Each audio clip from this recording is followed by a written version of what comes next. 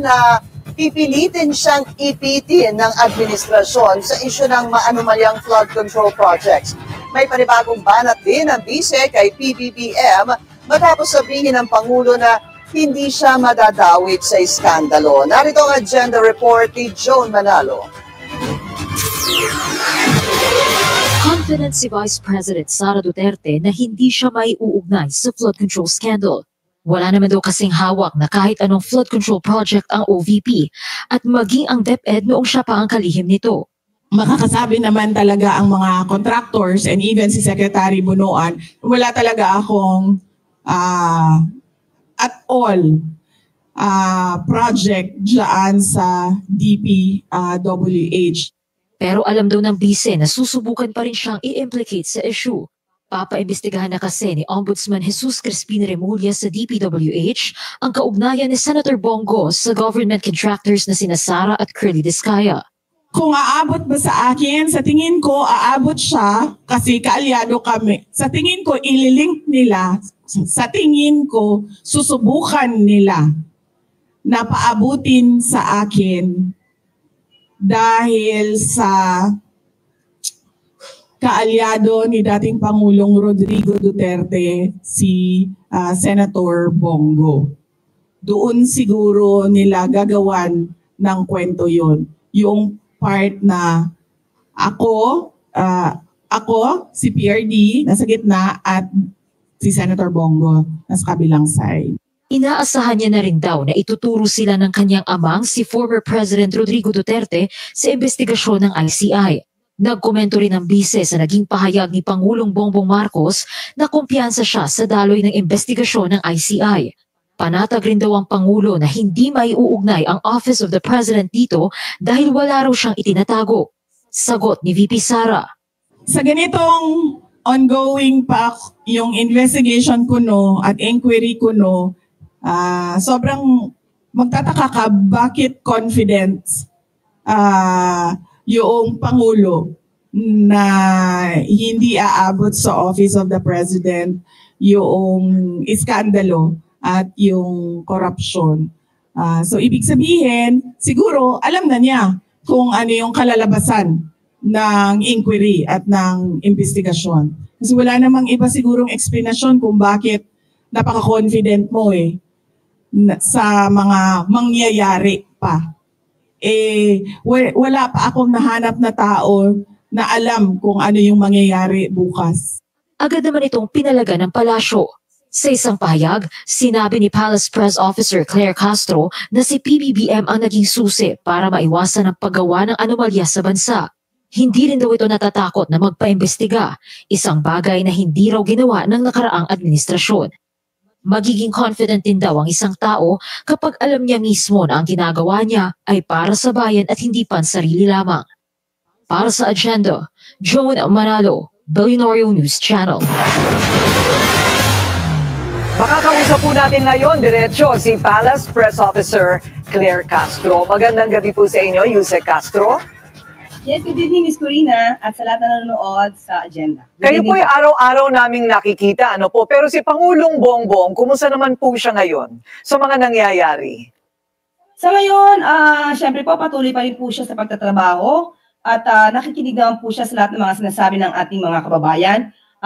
Of course, nakikita rin po niya yung mga tao na gusto lamang siyang pabagsakin at hindi pa rin po titigan ng Pangulo sa pagbibigay ng mga kinakailangan ng ating mga kababayan. Doon naman po ang focus ng ating Pangulo. So bagay, marami pong pwedeng tanungin sa inyo tungkol kay Pangulo. Pero dito muna tayo sa pinakahuli kung yan po ay iniinda ni Pangulong BBM sa mga pinagsasabi ni VP Sara laban sa kanya at sa investigasyon ng ICI sa flood control scandal. Ano po ang inyong masasabi rito? Hindi po iniinda ng Pangulo kung ano man ang sinasabi ni VP Sara. Dahil alam po natin, alam din po ng Pangulo na wala naman pong mangyayari at wala naman pong ibang sasabihin ng Vice Presidente kundi paninira sa kanya. Paninira sa ating Pangulo, paninira sa administrasyon. Wala naman po yata tayo nadinig na maganda mula sa bibig ng ating Vice Presidente na pupurihin kung anong ginagawa ng Pangulo. Lahat yan, sasabihin niya, walang ginagawa ang Pangulo. Samantalang, ang dami-dami na po natin nakikita, mga kababayan natin, nakikita na kung ano po talaga ang ginagawa ng Pangulo para sa ating bayan. Ayun. So kumbaga parang kalaban na talaga ang tingin kay VP Sara ng administrasyon. Hindi po kalaban, pero hindi po siya pinapansin sa kanyang mga sinasabi, lalo po ito ay walang ebidensya, walang resibo.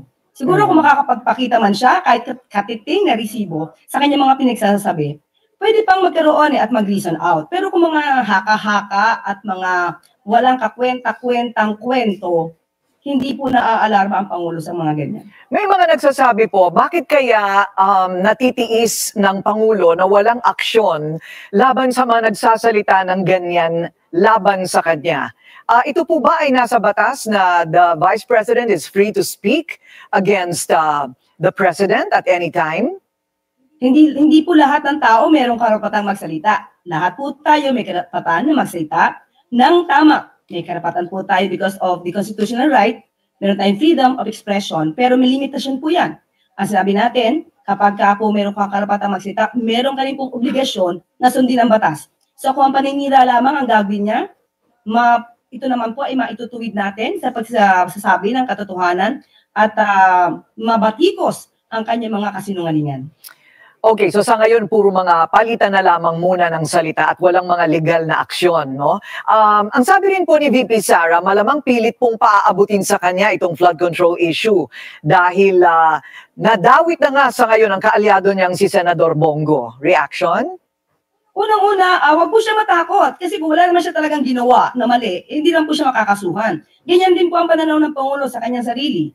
Kaya nagtataka nga po tayo, sasabihin niya na siya ay siguradong hindi makakasuhan, pero nung sinabi ng Pangulo na siya mismo ay kumpiyansa siya na sa kanyang ginagawa at hindi siya maaaring makasuhan patungkol dito sa maanumalang flood control projects, bakit parang magkaiba ang kanyang mga opinion? Pag sa kanya, okay lang siya magsabi na wala siyang kasalanan, pero ang Pangulo na siya mismo, alam niya na wala rin siyang ginawang mali at siya pa ang nagpapaimbestiga dito, sasabihin niya na parang alam na ng Pangulo ang mangyayari dito. Parang double standard yata ang kanyang opinion dito.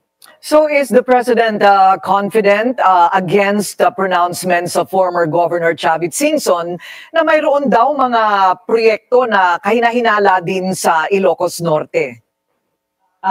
Kaya po niya sinabi yan, di patunayan niya po. Yun lang naman po, puro ebidensya lang. Katulad ng sinabi ni Vice Presidente patungkol doon sa maanumalyang laptop, yung procurement.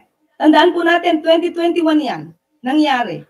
So, ibig sabihin, yung maanumalyang laptop na pagbili, sa panahon ng kanyang ama. So, dapat talaga niya imbestigahan yan. At siguro, imbestigahan niya dito, yung kanya mismong ama, para ba't nalaman at nakita na may anomalya pala noon. Mainit na usapan din po yung pagsasapubliko ng SALN. Handa na po ba ang Pangulo sa SALN reveal? Opo, sinabi naman po ng Pangulo kahapon na kung ito po ay kakailanganin at sasabihin isubmit ng COA or ng ICI, siya naman po ay malugod na tutugunan ito. Maraming salamat po sa inyong oras. Palace Press Officer Claire Castro. Maraming salamat, Ms. Corina.